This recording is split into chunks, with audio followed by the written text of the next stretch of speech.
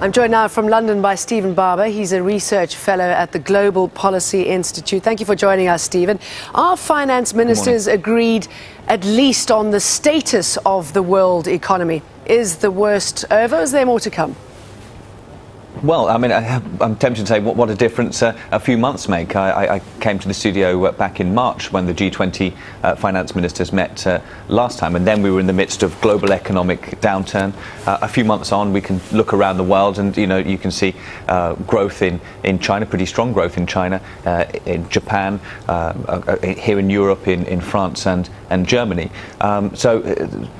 Finance ministers probably now think that the worst is over and we're back into recovery. But, President Hoover announced an end to economic downturn back in 1930 and was 14 years premature. So we don't properly know yet. OK, but if they at least agreed on that for the moment, how will they deal with the sticky topics, the two main topics, the stimulus packages and the bankers' bonuses? And as far as the stimulus packages are concerned, when to withdraw it in order not to get a double-dip recession?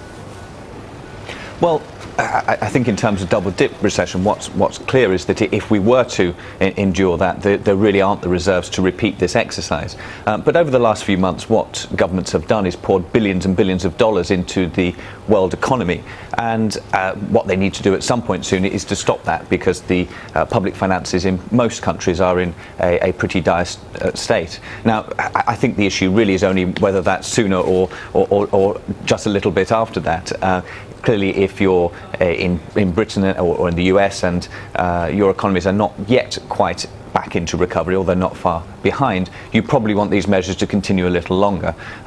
If you're sitting in Bonn, then you probably want to start retracting those policies sooner because you want to get your public finances back under control, sooner because you don't want to overinflate your economy, and sooner because, frankly, you probably look at those economies that are bringing up the rear, the United Kingdom and the United States, and you perhaps see them as the sort of Anglo-Saxon economies which caused some of these problems in the first place.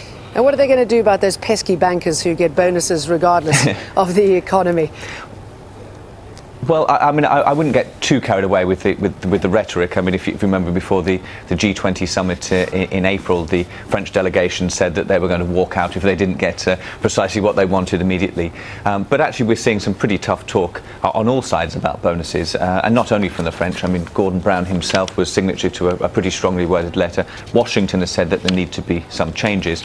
But the strongest has come from this French-led delegation, and the French were fairly emphatic last night. And they're talking actually in quite moral terms rather than simply dealing with the issues of risk. And I think that perhaps takes you down a rather dangerous path. And I think probably what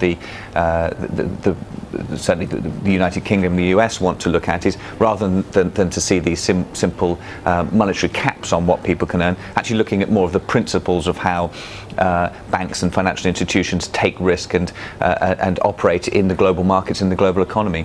OK, Stephen Harper, thank you very much for talking to us, research fellow at the Global Policy Institute.